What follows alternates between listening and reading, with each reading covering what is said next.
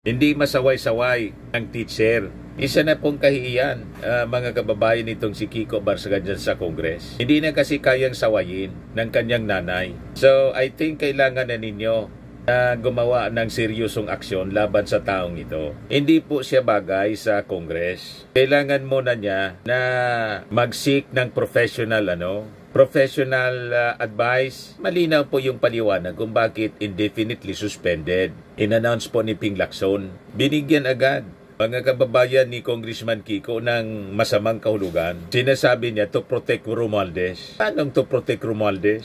Unang-una, yung testigo na nagliling kay Romualdez sa kickback, hindi na nga po nagpakita.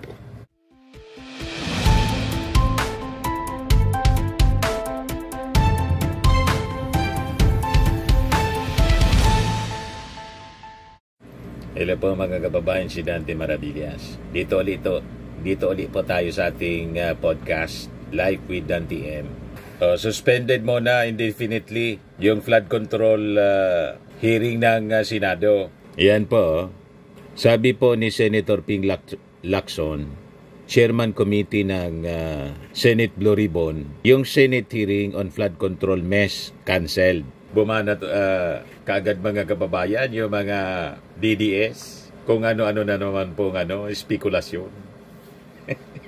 Basahin muna ninyo yung balita. Tapos post agad po ng panggatong paninira si Kiko Barsaga, Congressman Kiko Barsaga, Congressmyo. Ayan po yung banat ni Congressman Kiko Barsaga. The Senate hearing on flood control has been suspended. The Marcos administration is desperate to protect Romualdez. The only path to justice now is through people power. Hashtag Philippines versus Marcos. Tama yung sabi po niya, sabi ni Ping Lacson. May grupong nanggagamit po dito kay Kiko Barsaga. Kaya nga sabi natin, dapat tuluyan na ito ng Ethics Committee ng Congress. Patalsikin na ninyo yan at dalhin mo na sa mental. Mentally unstable. Ito pong si Kiko. Baka pagdating ng oras, kung ano-ano mga kabulastugan yung gawin yan sa Congress, mas seryoso ang damage sa institusyon ng Kongreso. Sa Philippine Army nga po, mga kababayan, pinapadilis na yan as reservist ng Philippine Army. I-delist na rin ninyo bilang congressman. Di ba may pending case na yan sa Ethics Committee? Dahil sa kanyang mga pinagagawa, lumusob doon sa opisina ni Sandro Marcos. At habang nasa sesyon, sige kanta-kanta na parang bata mga kababayan na paslit na hindi masaway-saway ang teacher.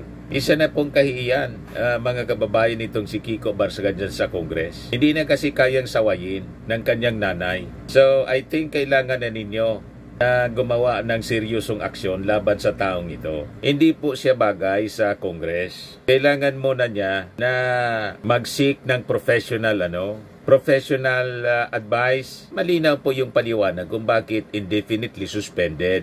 In-announce po ni Ping Lacson. Binigyan agad mga kababayan ni Congressman Kiko ng masamang kahulugan. Sinasabi niya to protect Romualdez. Anong to protect Romualdez? Unang-una, yung testigo na nagliling kay Romualdez sa kickback, hindi na nga po nagpakita.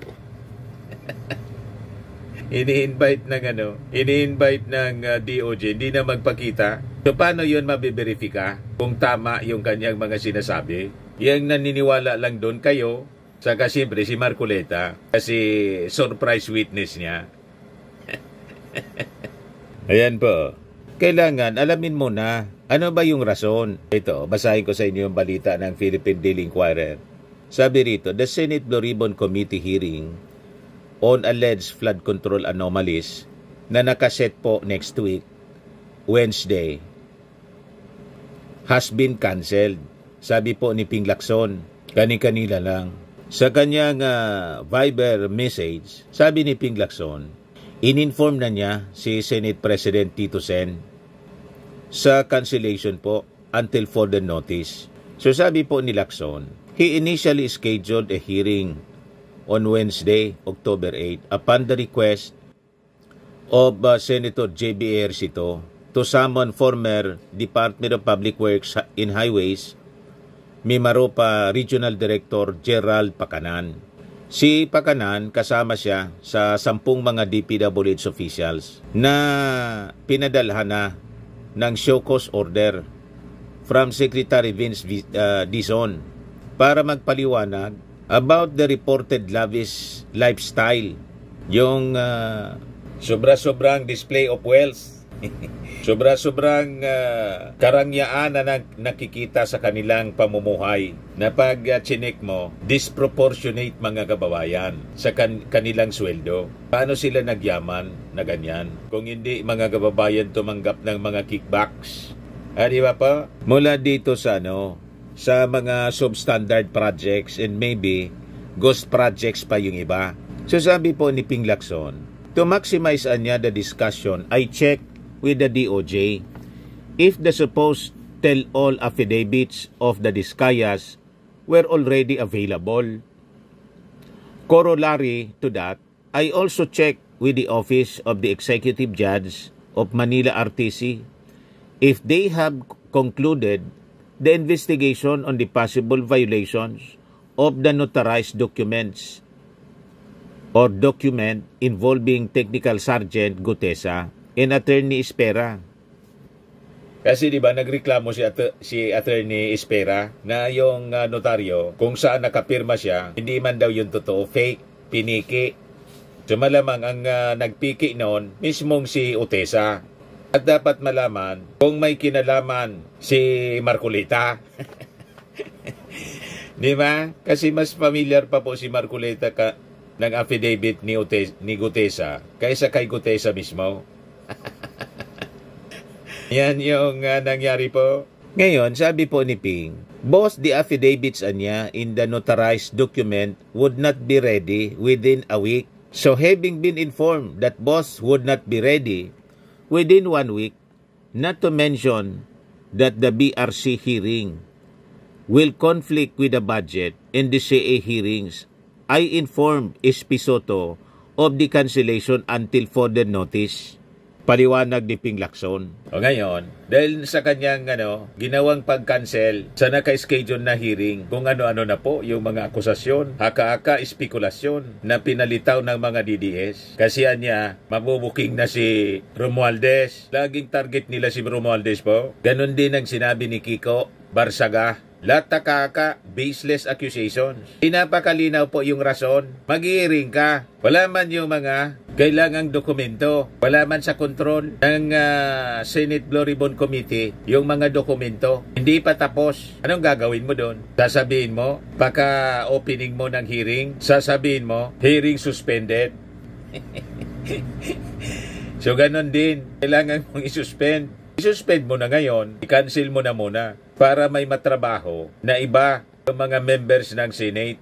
Ganon po, binibigyan ninyo ng kung ano-anong kulay, kung ano-anong kaulugan. Inapakalinaw po yung rason ng cancellation or suspension po, justified, very reasonable yung rason, yung dahilan kung bakit kinancel.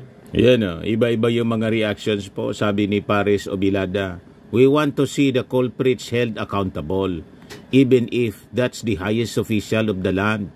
But burden of proof rests with the accuser.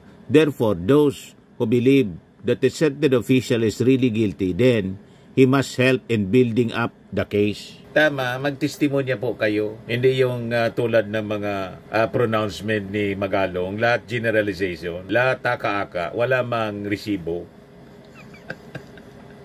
Di ba? Ganon din si Kiko Barsaga. Panggatong ang ginagawa niya. Tataka-aka, may nakita na kayong pinost ni Barsaga, mga kababayan, na dokumento. Wala. Lahat lang po, panggatong.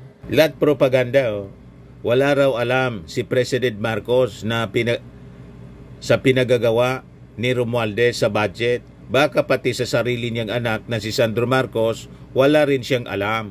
People power. Sige, panawagan pong people power. Nanawagan na kayo nung people power nung September 21. Yung mga DDS, ano nangyari? Hanggang ngayon, si PBBM pa rin yung presidente. Diba? May mga kumausap na sa armed forces. Gustong magkudita. Kaya ngayon sabi natin, yung panawagan natin kay General Browner, na-identify na pala ninyo yung nag-incite ng sedition o rebellion o nanggagato ng kudita. Bakit hindi pa ninyo po file ng kaso inciting to sedition para matuto sila? Huwag puro preskon po. Kailangan gamitan na ninyo ng kamay na bakal. Di ba po? Yan mga reaction, sabi ni Hiro Misohashi. This might trigger to a bigger protest. Nag-suspend lang po, financial kasi hindi pa available yung mga affidavit, yung dokumento, hindi pa available. Hindi ba kayo makapaghintay? Temporary suspension lang, nakaintindi kayo? Ito pa, matindi po ang mga trolls ng ng mga DDS. Mukhang may changes ulit ng SPA. Di ko dita ninyo. Diba? Tanggalin ninyo si Tito Sen, palit ninyo si Alan Peter Cayetano kung doon kayo masaya. Anong pakinamin? Diba? Pero siguradong aabulin yung lahat ng sangkot dyan na senador. May ICI tayo. Pagtakpan man nila yung mga... Yan ang rason po kung bakit gusto nilang tanggalin si Tito Sen para mapalitan pati si Ping Lacson at pagtakpan yung kanilang mga kasama. Kasi po, sabi ni Ping Lacson, almost all senators ng 19th Congress may insertions. Kaya sila ganyan. Restless ang Senado kasi lahat sila haros may uling sa mukha. Naulingan. Kaya sila ganyan. Hindi mapakali yung mga senador. Gusto nila kasabwat nila. Tulad ni Chis Escudero na pinatawag na ng COMELEC para ipaliwanag yung pagtanggap niya ng 30 million na political donation mula sa kontraktor. Maiya nga kayo, sabi ng ating Pangulo. Maiya naman kayo. Sabi ni Julito Halmasco, takipa na, galing talaga ni Tota Soto at Lacson. Anong takipa na? Na si Ping Lacson nga yung nagsabi. Almost all senators, sangkot, may insertions. Hindi man doon kasama si Tito Sen kasi si Ping Lacson, saka si Ping Lacson. Kasi hindi man po parte ng 19th Congress si Tito Sen at si Ping Lacson. Diba? Kumandidato sila sa pagkapangulo at Vice Presidente. Natalo. Ngayon pa lang sila nagbabalik. Kaya malakas ang loob ng dalawa. Kaya gustong pagkaisahan, tanggalin sa Senado. Yan ang mga bulungan po. Nagpasaring na si JB Ejercito na gusto nang sumama sa minority. Pati daw si Sherwin Gatchalian.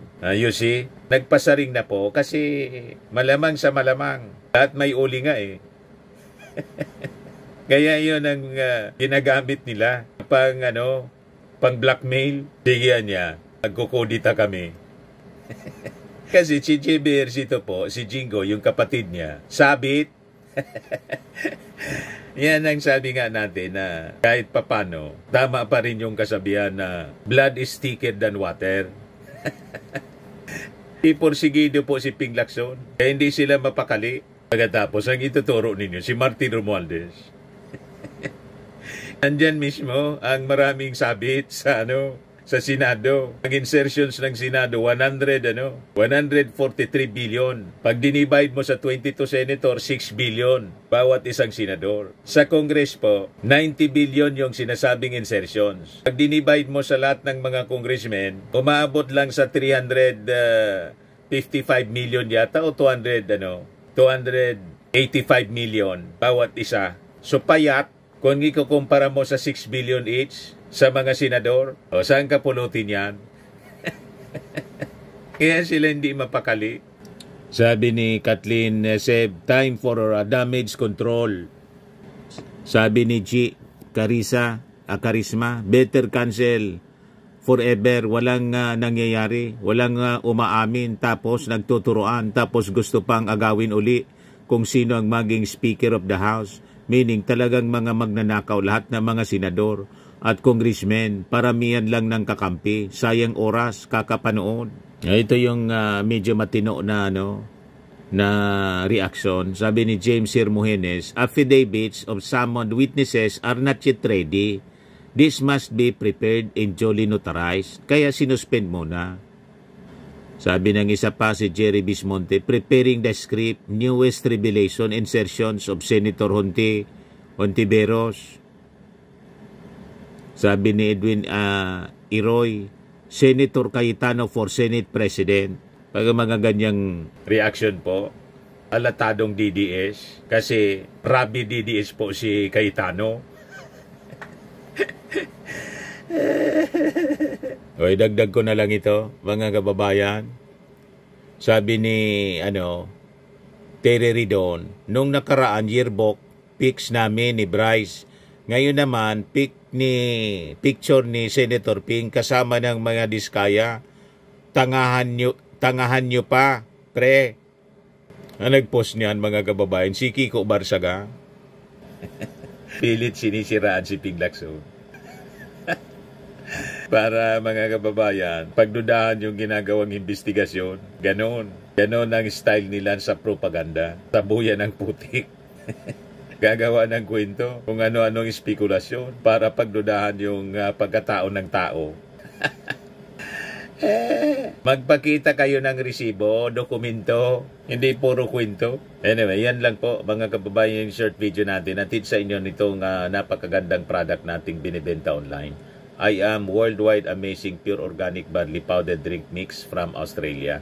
Yung mga gusto po na mag-try nito, mag-message na lang po kayo sa akin, Dante Maravillas, sa Facebook messenger natin. Sa mga gustong magnegosyo, mag-message kayo sa aking anak na architect entrepreneur, Riz Maravillas. So lagi nating tatandaan, mga kababayan, sa buhay, you become what you believe. Bye-bye po. God bless.